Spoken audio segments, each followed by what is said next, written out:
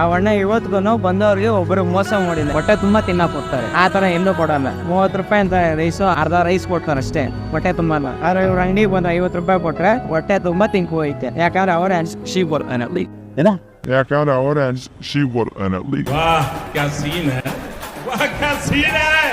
Exact location Google maps description ಹಾಕಿರ್ತೀನಿ. Prakash egg rice ಅಂತ ಈ ಎಗ್ ನೂಡಲ್ಸ್ ಫಸ್ಟ್ ತಗೊಂಡಿದೀವಿ.